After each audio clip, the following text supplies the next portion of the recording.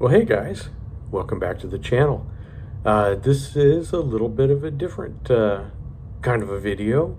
I don't really do too many face forward videos where I'm just talking to you, but I'm on the road, and since I'm away from home, I don't have all my usual props and my background and all that other stuff. I'm coming to you semi-live from an undisclosed location.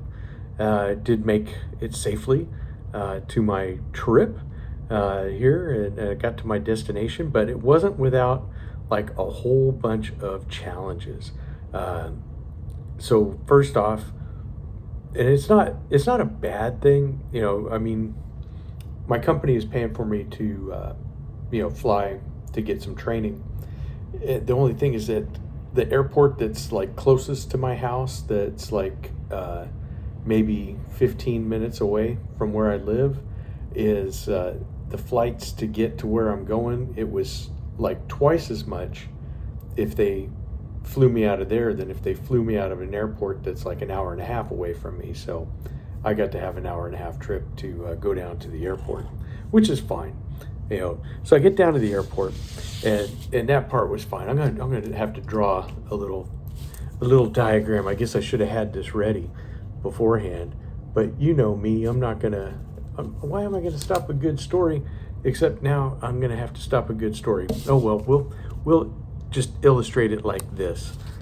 So they had a pen here, but the pen doesn't work. So let's say this is the parking lot. The airport terminal is over here across the street. So I park, and I find me a place to park right up here. So I thought, oh, okay, I just got to go across the street. So I walk up to this corner, and the two fences meet there. There was no way to get across the street to where the terminal was. So I start walking down here.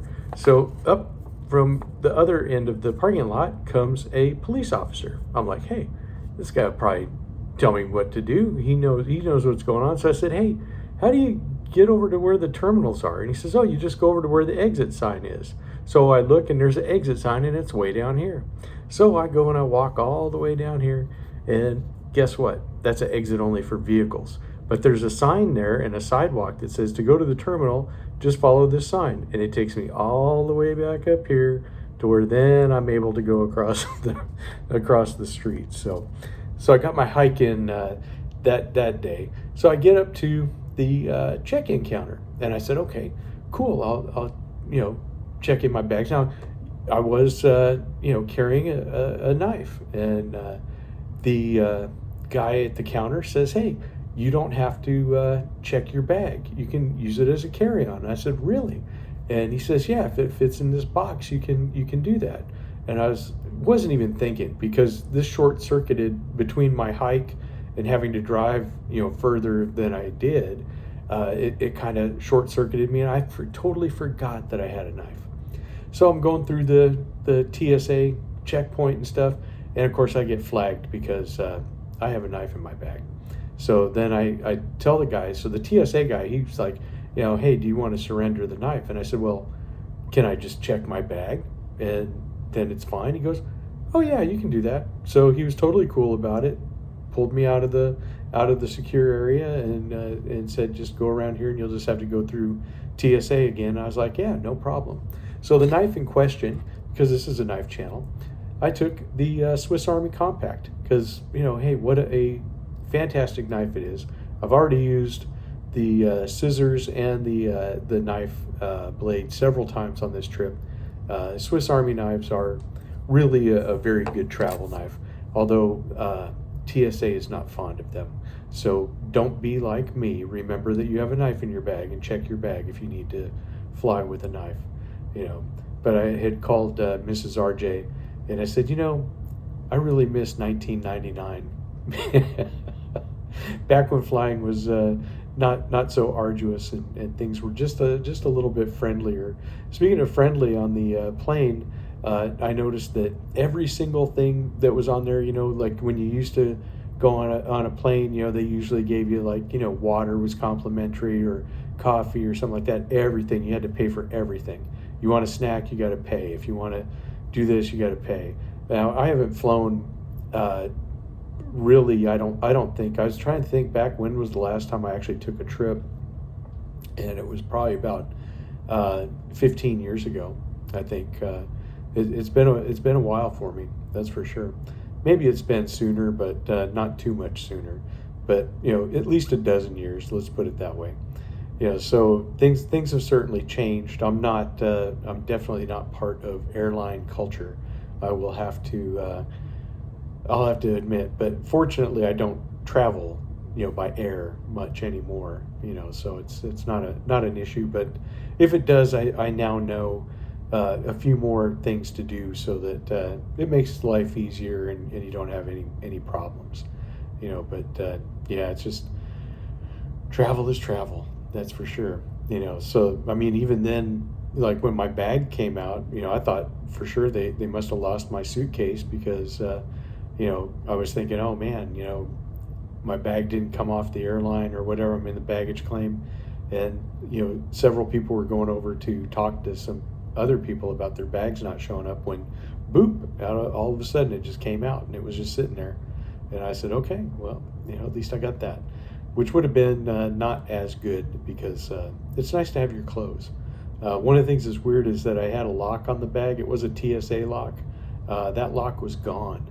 And so I don't know what happened to it or what the deal was, but it was gone. All my stuff was there. They didn't leave a note in there that said, that we went through your things, signed, the guys at the TSA, but nobody said anything. So all I can say is that I know that those guys are there trying to keep us, safe, and they're trying to do their job. I'm not trying to give the TSA a hard time. They are the butt of a lot of jokes, that's for sure. But it's got to be probably really annoying having to deal with all kinds of disgruntled passengers day in and day out, because going through airports is kind of stressful. But I got here to the hotel and everything is good.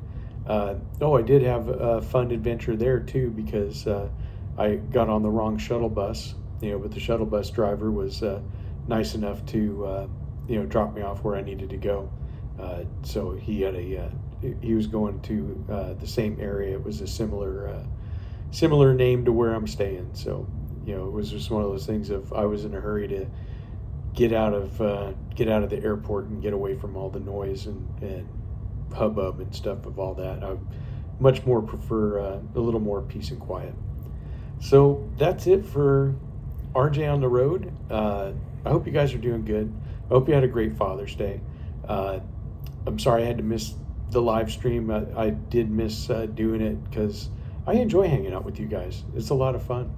And I just wanted to, tell you guys that there will be one this Sunday. And, as far as I know, Tom and all the boys, they're all doing good. Nobody's called me to say they're not.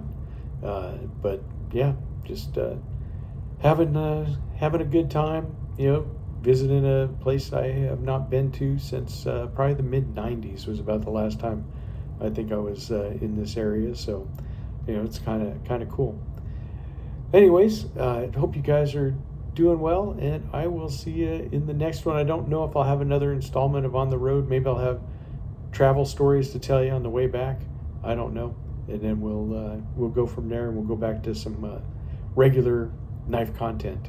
All right. You guys take it easy, and I will see you in the next one. All right. Bye.